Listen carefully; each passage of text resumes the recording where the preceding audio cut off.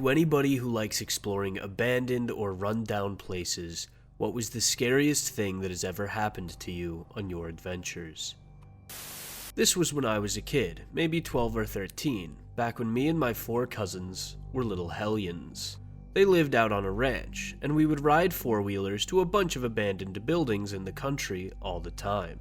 One time, we came across a bridge and decided to stop and enjoy the view. It was a beautiful day, I should mention. The sun was shining, birds were singing, and the water in the river looked amazing rushing under the bridge. Then we noticed something strange. There is a metal wire tied to the rail of the bridge and hanging down into the water. Of course, curiosity got the best of us, so we decided to pull it up and see what it was all about. We pull up a deer skull, a huge one too, with large antlers and everything. Mind you, this is not within the timeline of hunting season at all. Then my cousin says, "Look over there."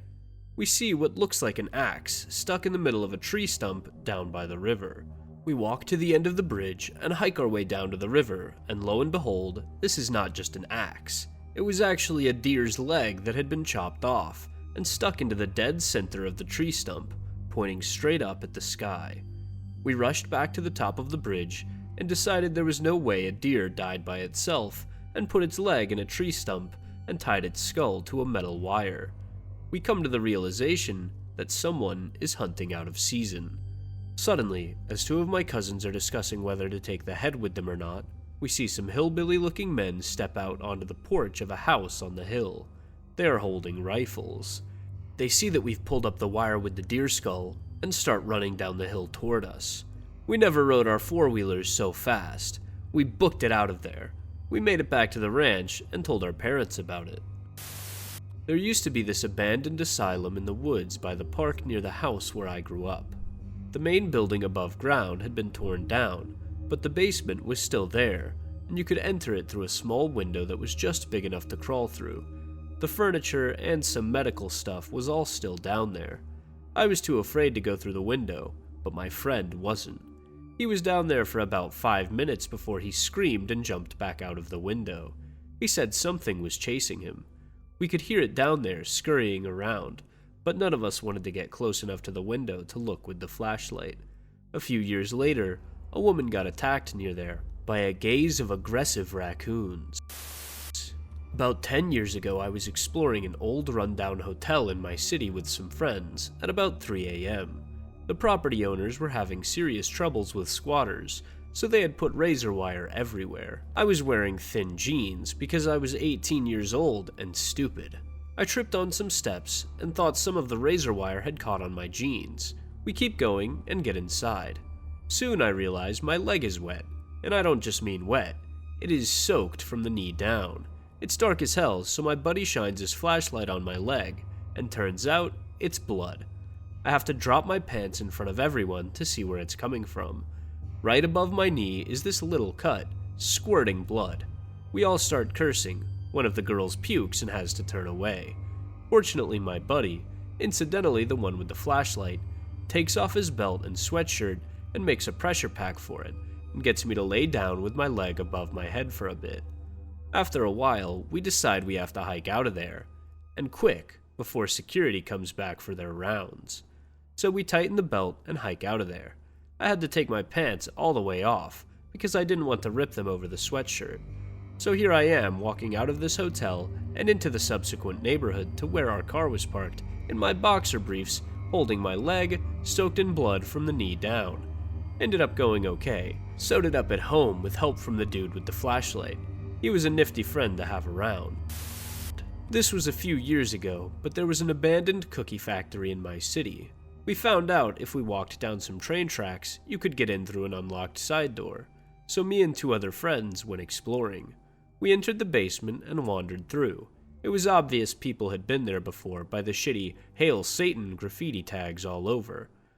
Anyway, we come to a ladder going up to the next floor, and I proceed to go up it and realize when the company left the building, they had sectioned this portion off. The ladder went up and had a curved rung on it, so they had to take a large piece of plywood and cut holes in it to fit through the rungs, and laid it on the floor to block it off. I get to the top, lock my legs on the ladder, and push hard on the plywood, and it comes up. There on the floor, about 6 inches in front of my face, was a glass orb. It was reflecting, there in the darkness. I'm looking at my own face, and what I can make out with my light. I just stayed there for a minute expecting something to come out of the darkness and tear my fucking face off and pull me up the rest of the ladder. So I took a deep breath, lifted the plywood, slid underneath onto the floor, and assumed the fucking Wolverine stance. Like that was going to save me from the deranged murder ghost of the abandoned cookie factory. The 2 guys I was with get up the ladder, and we take a look around. We found a 6-foot-tall T-Rex and toys and all kinds of other stuff. Old children's museum exhibits. By this point, if you live in my city, you most likely know where I was. The cookie factory had a nearby children's museum, and they held old exhibits for the museum in one of the empty wings in the factory, maybe for a tax break or something. I guess since the factory shut down, they blocked that part off, and hoped everybody would forget about it. Bonus story, we went back later with a larger group, which isn't a smart idea because you make more noise obviously, and we heard someone shouting at us. With us was a friend of mine who was about 6'3" and 300 pounds. Another guy had a gun on him, just in case. So we're not really worried, but this is also not somewhere that you want to draw attention to yourselves. So we decided we'd better leave, as we hear the person banging shit and cursing at us. We get out and keep walking, and we finally see the person in question. Little crackhead in a purple Vikings jersey with a squeaky voice, who was probably just trying to ride a high in peace. Me and 2 of my friends were exploring some woods on the outskirts of my city when we were around 12 or 13 years old. These woods had old barracks in them that were used during World War II but are completely abandoned, overgrown, and run down by now. To actually get to any explorable barracks, you had to go quite deep into the forest and up some very steep hills in which you used the tree roots that grow down them to climb up. This was the first time me and my friend had ventured this deep before, so we were all pretty excited at seeing how far we could go and how big this place actually was. Eventually, we came to a cross path, and we chose to go down the right side. We had to squeeze our way through some tight stinging nettle bushes, but luckily we all had long clothes on to protect us. We stumbled out into this huge clearing area, where right in front of us was a huge building that had a massive entrance on the side. We were all astounded, as we didn't realize any buildings this big were in this forest, and we hadn't seen any real abandoned places before. Of course, we decided to go in and check it out, and inside it stretched quite deep and was very dark. Being young, we were all pretty nervous to actually set foot any further than where the natural light from the opening spread to. We hung out around the entrance for a bit, messing around, echoing our voices and such. Eventually, one of my friends is looking off into the darkness, with a very frightened expression on his face. Me and my other friend turn to him and ask him what's the matter, and he says, "Guys, I swear I just saw a face or something in the dark over there." Me and my friend, thinking he's just trying to spook us out, tell him to stop messing with us. We aren't falling for his tricks. That's when it happened. The loud scream of an adult male fills the entire building, amplified by the echo. With that, me and my friends look at each other, absolutely terrified, and let out shrieks ourselves. We bolt it toward the bushes in which we came, and start making a break straight back the way we came without looking back. We must have run for a solid 10 minutes straight without even stopping. Those huge steep hills I spoke about earlier, we literally jumped down and slid to the bottom of them, getting covered in dirt. We finally reached the edge of the forest and stopped running. We never did find out who was in there or why, but considering how young I was, it was definitely one of my most terrifying experiences. A few months ago, I was cruising around Chattanooga with my sister and a friend of ours. We were on the side of town with this factory some people had told us was a pretty cool old place to check out. So we decided, what the fuck, let's kill some time there. Anyone from the area might be familiar with it. It's the old Central Soya factory off of Nicola, and there are several videos online of people exploring it. Our first mistake was going through the front gate. It was the obvious way in, so we merrily traipsed down the road and onto the property. It's the middle of the afternoon, so it's bright and sunny outside, and the wind is blowing so we can hear loose metal banging around up ahead. We pass the silos and end up in the loading dock kind of area. Pretty much every square inch is covered in graffiti, so we wander around there for a minute. Once we enter the building, there's a pitch black hallway to our right. Fuck that. We stay in the loading area and go up to the second floor. My friend is walking ahead of us, and he stops at the top of the stairs to look around before rushing us all back down. Apparently, the entire upstairs was trashed, littered in papers and blankets and empty cans. What spooked him, though, was the room at the far end. The half-open door started to swing wider when he looked at it, and he couldn't see anything further than that. We got back to the main floor, creeped out, and ready to leave, when we hear a voice whisper, "Hey." Nothing else, but at that moment the wind stopped and the whole place went dead still. Demon possession horror movie style. We noped the fuck out of there, and as we were heading back to the gate, we found a message. "I can see you" was painted on the asphalt, and when my friend and sister looked back, they both saw a man walk past one of the windows. Apparently, he turned at us for a moment before gliding out of sight again, and even though I didn't see him, we all had chills hours later. We've talked about going back with more people and better flashlights, but so far, no one is that enthusiastic about it. I've posted this a couple other times, but anytime this type of question comes up, I always go back to growing up in a small rural New England town, and as a kid, I would venture into the woods and find neat old things. My dad noticed that I was really interested in exploring and finding old things near our land, so one day he asked if I wanted to go see something that no one else he knew had known about. I jumped at the chance, and we drove off into the mountains and parked on the side of the road. We got out and walked into the woods for what felt like 45 minutes, and we came across this really small cemetery.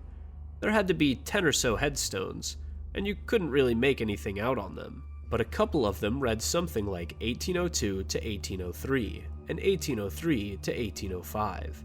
My dad said he stumbled on it as a kid, and it must have been a small family cemetery. It just kind of broke my heart thinking about how many of those stones were probably infants or toddlers. I traveled to this lighthouse on one of the only undeveloped stretches of California coast. It was in the middle of winter, the opposite of tourist season. I drove by myself to hike the Lost Coast alone. I hadn't had cell service in an hour at least while driving to the trailhead over bumpy and partially flooded roads. I hiked down the coastline through the mist and eventually come across a house on the coast that looks empty, but while walking near it, I start hearing noises that sound like doors opening and closing. I start running and realize that there is a large creek outlet in the ocean between myself and getting away from the house. I wade through, get soaked, and then about 100 yards down the beach, I look back to see an older man looking down the beach towards me. I'm already extremely creeped out, and realizing that if someone wanted to kill me out here, I'm basically dead. Further down the beach, I can see the lighthouse through the fog, and I keep heading towards it. The building to the left in the picture is what I came to first, but it was getting dark and the building creeped me out. I braced myself walking past it, and noticed that covering the far walls were many, many white handprints. I'm sweating bullets now, absolutely terrified, and scurry past the building towards the lighthouse. I peered into the windows of the lighthouse from a distance, but I couldn't make myself go into the building because in my mind, anything could be in there. Eventually, my terror subsides a bit, and I continue down the beach. The lighthouse is out of sight if I turn around, and it's starting to get late, so I'm thinking about where to set up camp. While I'm turned towards the ocean, I heard what sounded like a man's loud scream come from back towards the lighthouse. Didn't sleep a wink that night. This was back in high school. A couple friends and I found some abandoned places and lived in a safe town, so we figured there wouldn't be any problem with it. In hindsight though, we were dumb as fuck. I took a friend to an old abandoned house I've never been to. It was just a 2-story house out in the country, nothing too spooky on the outside. We walk in and it's just a mess. Stuff was thrown about. It just looked like the place was rummaged through. First floor couldn't hold my attention, so I figured I'd make my way up the stairs. On my way up, on the wall, there's this rectangular door. Nothing too big, but I've never seen something like that before, so I opened it. Inside was an extremely small room. You could probably only squat in it. There were just odds and ends in there, things you'd expect to see in storage, that people typically don't use often. What caught my eye, though, was a paper drawing near the door. It was a stereotypical drawing of a girl and a sun. Triangle dress, circle head, circle sun, and lines for the sun's rays. Okay, kinda creepy given it's an abandoned house. And then I turned it over. Now, my last name isn't very common where I live. Outside of my family, I've never met someone with this last name. On the back of this drawing was written Smacky. That was enough to make me flip out, leave, and drop urban exploring completely. My friends and I went to this abandoned prison by our town one night. As we got there, 4 of them ran straight in, while a girl and I stood out front because the gate wouldn't open anymore. So as we stand there, wondering how we're gonna get in, a truck suddenly pulls up. Now you must remember, this is an abandoned prison. There is only one road that leads in and out, with a connected road that circles the prison. As the truck pulls in closer, they turn their high beams on us and pull over to the side. Shotgun rolls down his window and starts asking us if it was just the 2 of us. Since she was freaking out, I decided to take control, and this was really dumb on my part, but I said, "Yeah, it's just us 2. We're here on a date." The man looks me up and down and goes, "Alright, well, we're stationed up at the fire station right behind the prison. We were just checking to see if you guys were vandals, but if it's just you 2, please be safe." And they drove off on the road that circled the prison. A little while later, police show up. They question us intensely, and I tell them, "Wait, the firefighters who patrol this place gave us permission to be here." Those cops asked me what the fuck I was talking about, and if they went into the prison. The only reason I comment on this is because the firefighters never exited down that one road. They just disappeared into the circular road around the prison. In my hometown, there was an abandoned hospital called Cliveden Canadian Red Cross. Google it, it's great. We went for an excursion at midnight one night, with a flashlight each. We explored for a while and heard a few bumps, but we put that down to animals scurrying around. The thing to note here is this place is off-road, in the countryside. There is absolutely no artificial light nearby.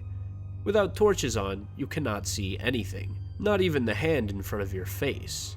We just finished exploring one of the 2 long corridors, and then entered the chapel. Whilst in there, we heard a noise that sounded like a metal bar being kicked on the floor, coming from the main corridor. We turned off the lights and peeked out into the corridor to see if we could see lights, but saw nothing. It was pitch black. You would know if someone was there, as they would also need a flashlight. It would be impossible to navigate without light, unless you planned on walking straight into 100 hazards or objects. We waited a while, then turned our torches back and looked down the corridor to see a single wheelchair, right in the middle of the corridor, where we'd previously come from. This wasn't there before, and with us being kids at the time, we shat ourselves and absolutely booked it out of there. On the way out, we thought we heard glass shattering, but again, saw no torches or light sources. Never went back there at night again. There used to be a house just behind our property when I was a kid. It was abandoned. The lady who lived there died some 30 years ago, and no one ever bothered with the house. It was seriously run down. All the windows were broken by vandals. Storms had blown stuff all over the place. The floors were water damaged and warped. The paint was flaking off everywhere, and it smelled quite strange inside. The back area had a shed with what I presume were jars of canned vegetables that were so old they had begun to mold. The creepy vibe was very strong, and when me and my siblings went to explore it, we all had a strong feeling we were being watched. Now my brother and sister had their own unexplained experiences, but I'll share mine. In the upstairs room, at the top of the stairs, there was an old hospital bed with a stained mattress. There were also shelves full of books, interesting books that were going to waste. A few of them had very neat covers, and the pages were ruined, so I thought I would salvage the covers for a journal or something. Anyway, I gathered up a few books I felt could be salvaged and laid them on the bed. Bear in mind, my brother and sister were in the very next room. I could see them the whole time while they were trying to make their way out onto a balcony. One of them called for me to help move an old TV, so I went and helped. Again, I could see them the whole time. They never left that room. Now, I shit thee not, when I got back into that room, those books were back on the shelf. To this day, I have no rational explanation. I never went back to that house. Not a building, but when I was 15, my friends took me to this place in my hometown. It was about a 30 to 40 minute hike on a very poorly marked path through the woods, and you could come out at the top of this giant hill overlooking a few towns. It was a pretty cool spot, and after going 2 times with my friends, both at night, I felt like I can totally navigate this. So the next weekend, I brought my girlfriend, just me and her. I got us up on the rock and we hung out for a while, and decided to go back and call my family for a ride. I'm 15 still. So we start walking down through the woods, and we got lost. Really lost. I'd never really paid attention to going down as much as I had going up. So we're pretty much wandering through the woods at this point, with a cell phone flashlight and aiming in a general direction. Then, out of nowhere, about 100 yards away from us, a flashlight just turns on. We both froze. It didn't move. I knew that there was a guy employed by the county who lived and worked in these woods. I had met him a handful of times, and he was a pretty nice guy. I assumed it was him, and he could direct us out. So I called, "Hey," really loud. No movement on the flashlight. I called out louder this time, "Hey!" Flashlight turns toward us. Then, it turns off. Then we heard a rustling, like leaves heading in our direction. My girlfriend whispered, "Run," in my ear, and we both booked it as fast as we could. After maybe 10 minutes or so, I recognized the beginning of the paths, and got us back to the road, where we called my parents and got home. It was a very weird experience, and I still get a bit freaked out in the woods if I can't see like a road or a house or something. Me and a buddy were in our skateboarding heyday, and got bored with what our little podunk town had to offer. We were skating the same old ledge outside the Civic Center. It had been locked up for years. Then I remembered there was a stage inside, with a 5 or 6 stair rail, all hardwood floors. We decided to sneak in. We got in through a window, and although nothing happened in particular, the vibe is something I'll never forget. There was dust and pigeon excrement everywhere, but the creepiest scene was the back office. It was like everybody just up and left in the middle of the day. Football helmets were still sat next to decals yet applied. Clipboards with team rosters lay unfinished. Pens left open. In the break room, food was desiccated on the table. There wasn't even signs of homeless people or junkies sleeping in there, which was probably the biggest red flag. All I've ever been told is that it was condemned because it was old. I used to live in Saudi Arabia, and I studied in an international school that was in the middle of nowhere, and the security didn't play around. Our guard station consisted of 2 machine guns. The place used to be a mental asylum. It wasn't abandoned by any means, but I'd say at least a quarter of it was run down, but behind renovated buildings. As a 3rd grader, it was natural for me and my friends to feel adventurous. We went around the campus after school. I had to stay anyways because my mom used to work there as a teacher. Between the elementary and middle school department buildings, there was a canteen. We walked to a space behind the canteen and noticed a big yard that contained what I can only remember is a lot of waste. Old tires, broken chairs, basically a junkyard. Pretty weird for a school to have, but we went in anyways. Directly on the left as we entered, there was this contraption that can only be described as the moose noose from the game Hangman. Apologies, I don't know the exact name of the contraption. Minus the man, of course. It scared the shit out of us, because as aforementioned, this was an international school. We were 3rd graders. Additionally, it would have been weird for a school to hold on to stuff left by the former mental asylum, let alone a fucking noose. I remember visiting that area of the campus again as a 6th grader, right before I moved to another country, and it was still there, but that time further into the junkyard. Still quite visible though. A couple years ago, some buddies and I went to the real redneck part of town, because we heard about some spooky stories there. This place was notorious for clan and other voodoo meetings happening there. So me, my buddy C, and my buddy S drive down the road and get to a dead end. But there's four-wheeler tracks that go into the woods, and we see a clearing at the end. S is high out of his mind on what was legal weed, and decides he wants to stay back and watch the car, from the inside, while C and I go to check out the clearing. At first, we see nothing too weird, but as we get further in, we see a broken down 18-wheeler with nearly everything stripped. Okay, kinda weird, but this is the Deep South, so nothing too crazy yet. We keep going further in, and we see where they are conducting these rituals. As we get closer, we notice a large wooden board that's at least 6 feet by 6 feet that is attached to a wire, with something resting on the board. Once we get closer, we get fucking spooked out. There is a half-burnt goat with what seems to be puncture wounds on its neck. It was only burnt from the midsection down. Its head and neck were completely intact. It's at this point that we start walking back to the car, but during our journey, the hair on the back of my neck pricks up, and I ask C if he's feeling that weird feeling too. We both start sprinting back to the truck. I put it in reverse, and we get the hell out of there. S is also freaking out hardcore, but not for the reason of we just got in the truck and sped off. He says that probably about 2 minutes after we walked into the area, he saw a group of 4 people in black robes follow us in there.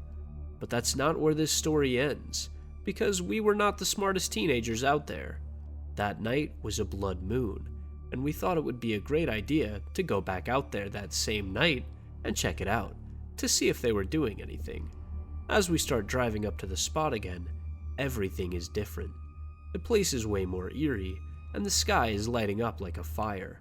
C and I get out again, and don't even make it 5 steps before we hear a blood-curdling scream, and we got the fuck out of there again. I've never heard of a scream of that nature since then, nor do I ever want to. We haven't been on that part of town since the incident, thank God. In high school, some friends and I used to photograph and explore abandoned places. One of the most memorable experiences was at an abandoned mental asylum. It was huge, but terribly neglected.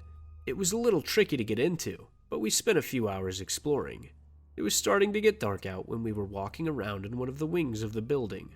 The whole building was disorienting, with closed-off hallways and staircases leading to small rooms. There were multiple levels, and while walking through a large room with old medical equipment, I hear a baby crying.